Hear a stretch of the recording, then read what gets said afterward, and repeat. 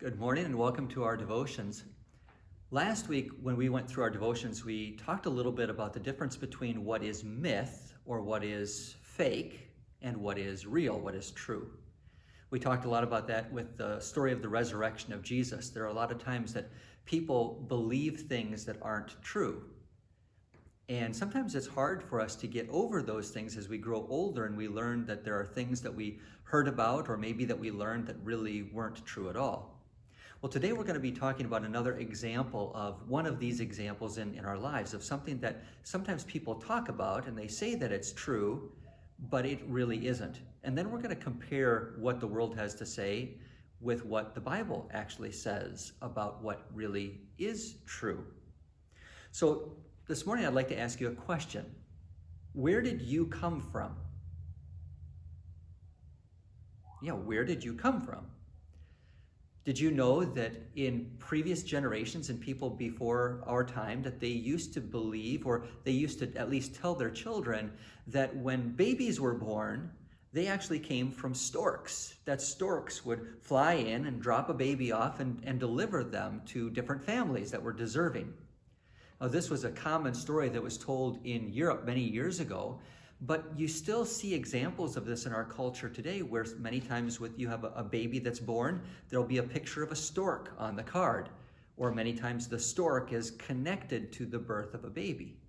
Well, we know that babies don't really come from storks, that storks don't deliver them to different families and different places throughout the world. Instead, as we take a look at what the Bible tells us, we learn that where we come from is from God. That it is actually God who is the one who is creating us and forming us even while we're inside the womb of our mother. There's a lot of passages in the Bible that explain and talk about how God forms us, fashions us, creates us inside the womb of our mother. But here's the passage that we're going to be talking about today. It's found in Psalm 100. Know that the Lord, He is God. It is He who has made us and not we ourselves. We are His people and the sheep of His pasture. Did you hear what the psalm said there? It is the Lord who has made us, not we ourselves. Know that God He's the one, He's the creator, and that He is the one who has made us the way that we are. Now when we think about things in our lives, we can see that this is really the case. For example, think about this stool right here that I have. Now this stool, you can see that it's a pretty useful thing. You can sit on it. Would you say that this is a complex or a simple thing? If you really break it down, it has 4 pieces of wood for the legs, and then it has a couple of bars and then a top. And you can see what it's used for. You set it down and you can sit on it. But this is a pretty simple design. There's nothing too complicated about it. If you were to see this on the side of the road, you might say, wow, that didn't just grow out of the ground. Somebody lost that. Somebody made this thing and they might be missing it. Or for example, you might think of this piece of wood here. This piece of wood, if you take a look at it, would you say that this just grew out of a tree and formed itself like this? Did this happen by chance? Or was this designed? Was it created? And when you take a look at this, you might say, well, I'm not exactly sure what that is or what purpose it serves, but it looks like it was designed for something. Well, my son, Daniel, actually came up with this idea, and he asked me if I would help him build it, and it's for his video game controllers. So he's got a place for his controllers to go so that it holds them. And then on the back, he's got a spot here for his headphones. And he can set that down on the ground and it holds everything together.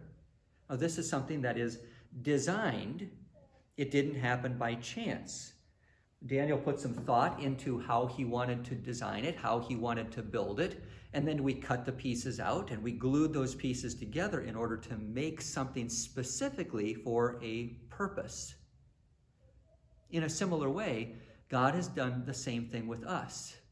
Even though that's a pretty simple thing with just a few pieces of wood that are glued together, nothing complex, think about your body. Think about how complicated your bodies are. It's pretty amazing to think about what our bodies are capable of doing, the way that God has created our bodies and how our bodies change little by little over time. As our brain functions and our eyes work and our fingers and our toes do all of the things that we need, God has designed us very carefully in order to carry out a particular purpose. The Bible tells us that every house is built by someone, but the one who built all things is God. God has created everything in the world, and he has given us life. He's formed you and he has formed me. He is the creator. When you think about our bodies, it would be really difficult for us to say that we just happened by chance. But no, God has very carefully and specifically designed and created each one of us, and that includes you. We are not the result of chance. We have not been delivered to our parents by a stork, a bird from the air. No, it is God who has formed us. Know that God is the one. He has made us, not we ourselves. You are a very special creation of God. And that is a wonderful reminder of what is really true, and then the myths that we see in the world. When you hear somebody tell you a story about how you got here, think back to this passage in Psalm 100 and what the Bible tells us really happened, how we really got here. It is God who has created us. In place of our prayer for today, I'm going to use a section from Martin Luther's explanation to the first article of the Apostles' Creed as a reminder of all that God has done in order to give us our life. We confess, I believe that God has created me and all creatures. He has given me my body and soul, eyes, ears, and all my bodily members, my mind and all my senses, and still keeps them for me. God also preserves me by richly and daily providing clothing and shoes, food and drink, house and home, spouse and children, land, animals, and all my property, and all I need to support his body and life. He protects me from all danger. He guards and defends me from every evil. God does all this because he is my good and gracious Father in heaven, not because of anything I have done to earn or deserve it. For all of this, it is my duty to thank, praise, serve, and obey him. This is most certainly true. We're going to close our devotion today with the singing of hymn 44, verses 1 and 2. So if you have your hymnals at home, open up to hymn 44, verses 1 and 2.